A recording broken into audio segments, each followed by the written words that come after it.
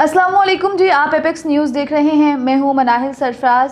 Apex news के आज के डेली राउंडअप में खुशामदीद। और आज के डेली राउंडअप का आगाज़ एक ऐसी रिपोर्ट से करते हैं जिसने मुल्क के सबसे बड़े सूबे में नज़्म ज़ब्त, पुलिसिंग और इंसानी हकूक़ की सूरत हाल पर संगीन सवालात खड़े कर दिए हैं।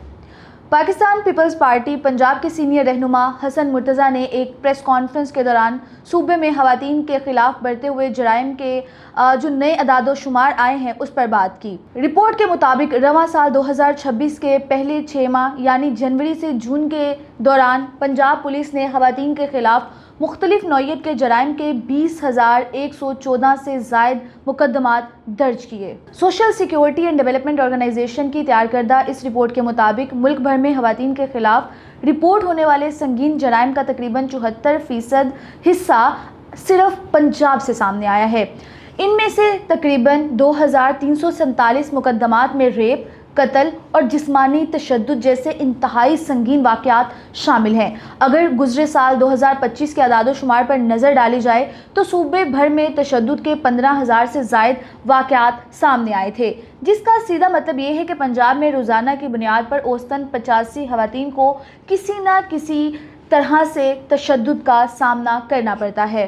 हसन मुर्तज़ा ने लाहौर में एक माजूर बच्ची के साथ मुबैना जिनसी ज़्यादती का हवाला देते हुए ये कहा था कि मुतासरा ख़ानदान पर सुलह के लिए दबाव डालना और इन्हें हरासा करना इस बात की निशानदही करता है कि हम बाअसर अफराद और अवाम के लिए कानून के 2 अलग मयार कायम कर चुके हैं। इंसानी हकूक़ की तंजीमों के मुताबिक जब तक तफ्तीश के निज़ाम को जदीद तरह से इस्तेमाल नहीं किया जाएगा और बाअसर मुल्ज़िमान को कानून के कटहरे में नहीं लाया जाएगा, तब तक जराइम की इस बुलंद शरह में कमी लाना नामुमकिन होगा।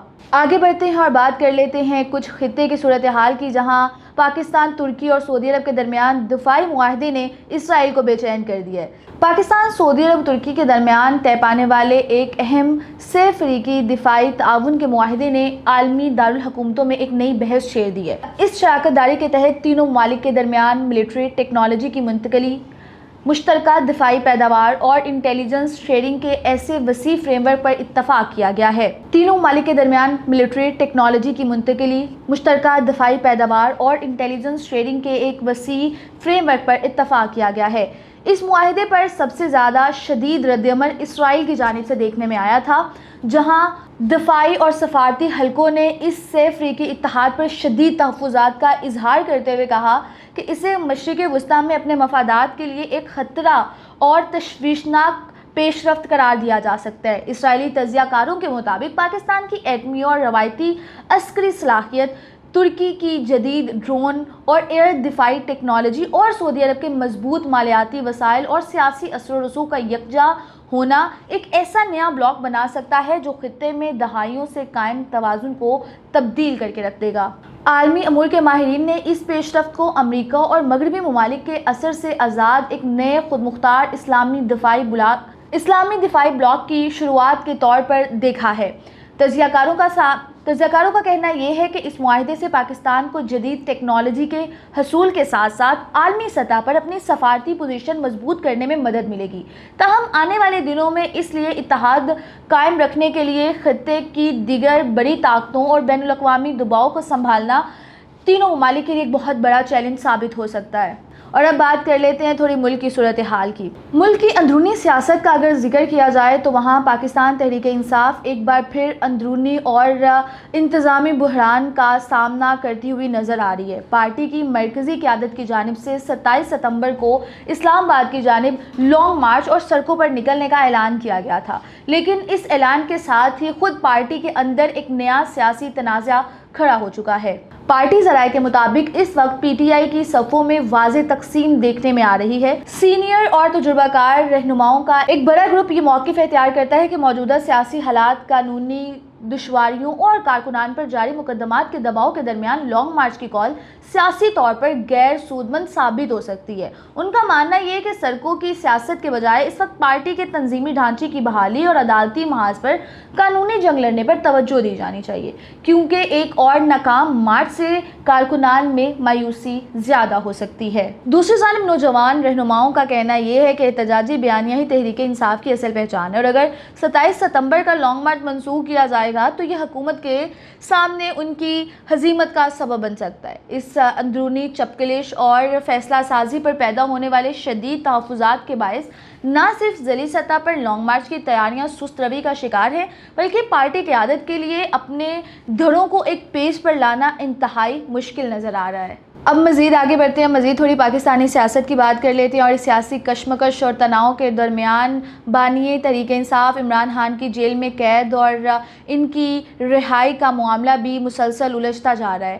گزشتہ کئی ہفتوں سے وکلاء، پارٹی رہنماؤں اور اہل خانہ کی بانی پی ٹی آئی سے باقاعدہ ملاقات کا موقع نہ ملنے کے باعث سیاسی فضا میں کافی گرمی دیکھی جا رہی ہے۔ اس سیاسی جمود کو توڑنے کے لیے پی ٹی آئی کے سینئر رہنما سہیل آفریدی نے حکام کے سامنے ایک اہم اور غیر معمولی مشروط پیشکش رکھی ہے۔ سہیل آفریدی نے ایک پریس کانفرنس کے ذریعے حکومت اور جیل انتظامیہ کو یہ باضابطہ یقین دہانی کرائی کہ اگر بانی پی ٹی آئی سے ان کی فیملی یا قانونی ٹیم کو ملاقات کی اجازت دی جاتی ہے تو ملاقات کے بعد کوئی بھی فرد جیل کے باہر نہ تو میڈیا سے گفتگو کرے گا اور نہ ہی کسی قسم کی پریس کانفرنس کی جائے گی۔ اس شرط کا بنیادی مقصد حکومت اور سیکیورٹی اداروں کی ان خدشات کو دور کرنا ہے جن کے تحت ملاقاتوں کے بعد جاری ہونے والے سیاسی بیانات سے امن و امان یا سنسنی پھیلنے کا اندیشہ ظاہر ہوتا ہے۔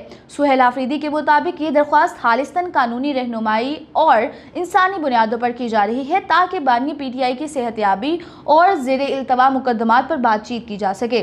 سیاسی اور قومی تنازعات کے اس سارے ماحول سے باہر نکلتے ہیں اور بات کر لیتے ہیں ایک ایسی پیش رفت کی جس کا براہ راست تعلق عام شہریوں اور مذہبی زائرین سے بھی ہے۔ وزارت مذہبی امور نے حج 2026 کے تمام تر انتظامی اور پروسیسنگ کے امور کو مکمل طور پر ڈیجیٹلائز کرنے کا باضابطہ اعلان کر دیا ہے۔